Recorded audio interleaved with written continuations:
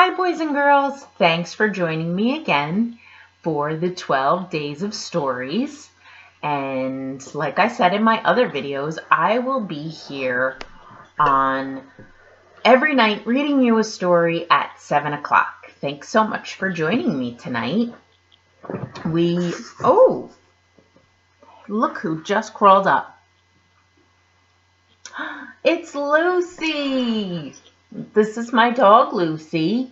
She is a cockapoo, and she is all ready for the Christmas season. But I think she might be on the naughty list because she has not been very good lately. Are you on the naughty list? Yeah, I think so. Santa's not going to bring you any bones. Okay, go ahead, baby. Okay, so tonight, boys and girls, we're reading The Littlest Snowflake. And I like this book because it's about a little tiny snowflake, and it shows us that even when you're small, you can still be very, very important.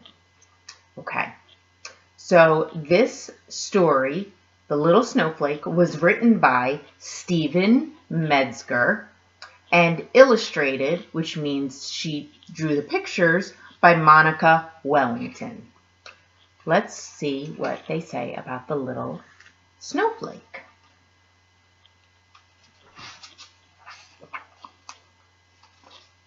It's a cold winter's day. Up in the sky, the little snowflake was inside a big gray cloud. "When I reach the ground," he said, "I want to be part of the biggest and best snowman in the world." The little snowflake looked down. "It's a long way to go, but I'm brave," said the little snowflake, and he jumped. Falling and tumbling through the sky, the little snowflake saw many other snowflakes, whirling and twirling. Some had simple patterns, and others had fancy designs. But all of them had 6 sides. What a beautiful sight, he thought. There he is. He's falling.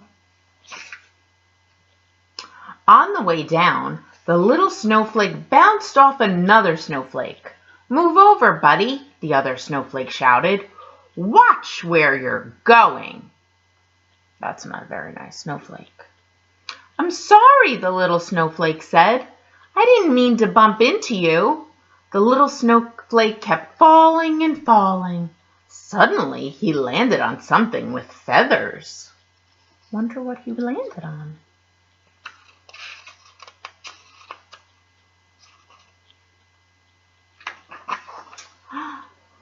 This can't be the ground. There he is. The little snowflake thought, "It's too soft." Looking down, he yelled, "It's a goose! What's going to happen to me now?" The goose was flying with lots of other geese. They flew in the shape of a giant V. First, the geese veered left, then right. Suddenly, they began to flap their wings to go very fast. Oops! The little snowflake fell off the goose. "Here I go again," he said, "falling, falling, down, down, down. I hope I land in the big meadow over there," the little snowflake said. "It will be the perfect spot for children to build a snowman with me in it." Falling, falling, down, down, closer and closer to the ground. "Here I come," the little snowflake yelled.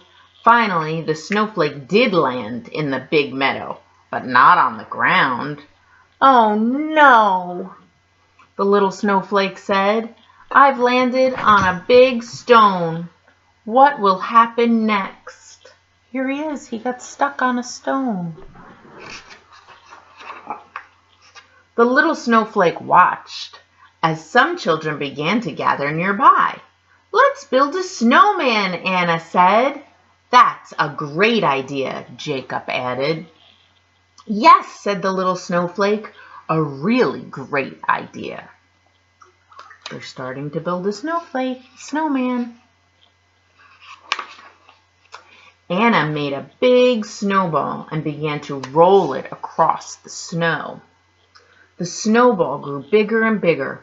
"This snowball's getting too big for me to push by myself," Anna said. "I'll help you," said Greg. "Good job, kids," the little snowflake called out. "Don't forget about me." But the children didn't hear or see the little snowflake. The snowball grew so big that Julia and Jacob needed to help roll it. The children pushed the big snowball towards the little snowflake. "Oh boy," the little snowflake said. "Now they'll roll that big snowball over here and pick me up. Then my wish will come true." But before they reached the little snowflake, Anna shouted, "Stop!" "What's going on?" asked Jacob. "Look, there's a stone. Our snowball might break apart if we roll over it." "Okay, we'll stop here," said Greg. "Let's make the middle part." So that's the bottom part of the snowman. "I'm still here," the little snowflake cried out. Then he sang this song. Look at me, I'm down here on this stone. Please put me in your snowman. Don't leave me all alone."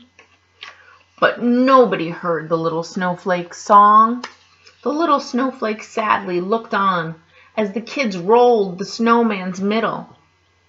And then Anna rolled the smaller snowball for the head. After they stacked the snowballs, Greg said, "It looks really good." "No, it doesn't," the little snowflake said to himself. "It doesn't look good at all." He's so sad.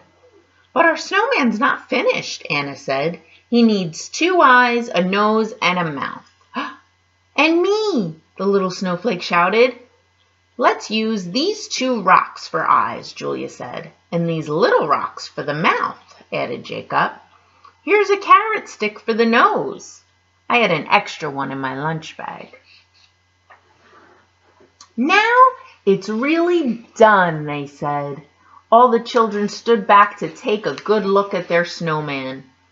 "It still doesn't look right," Julia said. "It's missing something." She looked down and noticed the little snowflake on the big stone.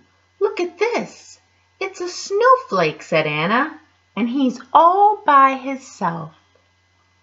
The little snowflake began to smile. He couldn't believe the children were looking at him. "Let's use him for our snowman," Greg said. "But where?" Jacob asked. "I know," Julia said, carefully picking up the little snowflake. She placed him on one of the rocks. "He'll be the twinkle in our snowman's eyes." The little snowflake smiled his biggest smile. The children stared back at him to take another look. "Now it's the best snowman in the whole world," Anna said. The other children agreed, and so did the little snowflake. There he is, standing on the snowman. Right in his eye. He's the twinkle in his eye. The end.